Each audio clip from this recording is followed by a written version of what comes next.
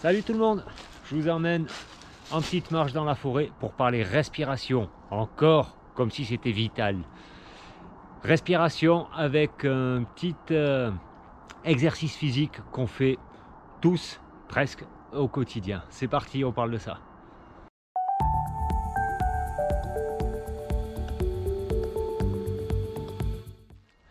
Cet exercice physique, ce n'est autre qu'un moyen de locomotion des plus naturels pour nous, c'est la marche. La marche, et je vais vous parler de la marche afghane exactement.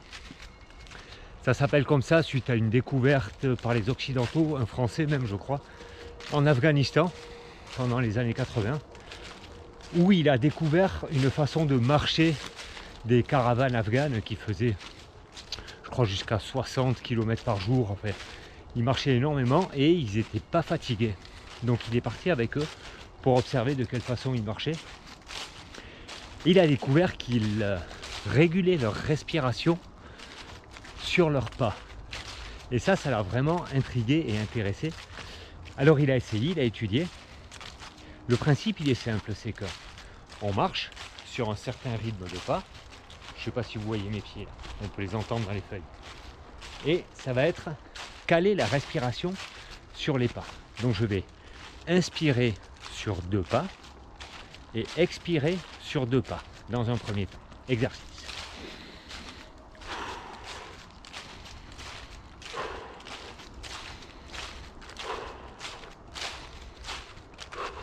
Alors l'inspiration se fait par le nez, l'expiration par la bouche, et quand on est vraiment à l'aise avec ça, on peut aller sur 4 temps.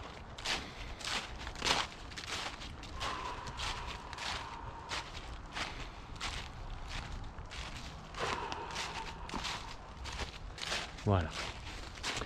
La suite de ça, une fois qu'on est bien à l'aise, ça va être d'ajouter un temps d'apnée, un pas d'apnée poumon plein. Donc quand j'inspire, je vais faire un pas en apnée. Ce qu'il faut être bien vigilant avec ça, c'est de pas mettre cette apnée en tension. Au contraire, une apnée à ce moment-là, c'est vraiment pour relâcher. Et ça va détendre le cœur, ça va détendre tout le système nerveux au moment de l'apnée. Donc ça fait.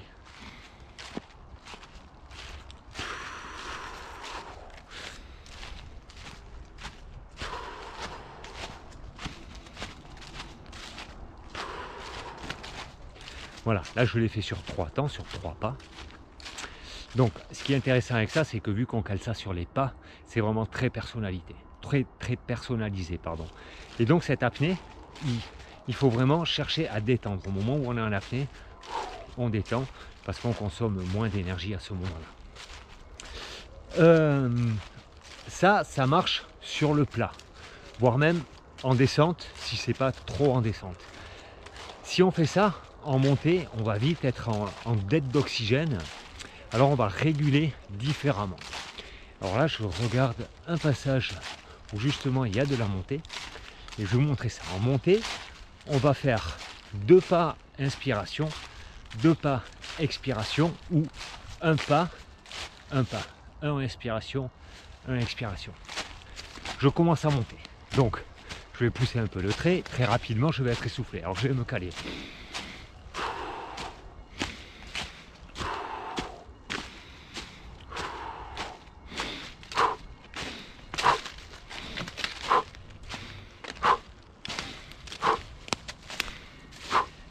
Et en calant ça, la respiration avec les pas, le rythme devient beaucoup plus naturel. Ça demande de l'entraînement. C'est pas évident, surtout qu'en Occident, on est fort habitué à respirer la bouche ouverte. Et donc ça demande à le faire, à s'entraîner et à le répéter. Vous pouvez le faire sur n'importe quelle marche que vous faites, même si vous êtes en ville, pour aller prendre les transports en commun, dans les magasins, si vous avez à traverser un magasin, si vous bossez là en gare, peu importe. À tout moment que vous devez marcher, vous pouvez pratiquer cet exercice. Dans les descentes, comme je suis en train de faire, s'il y a besoin de stabilité, on va pouvoir aussi forcer sur l'expiration, ce qui va contracter, pas contracter, mais engager les abdos et qui va créer aussi une stabilité du tronc et donc du corps entier sur le sol.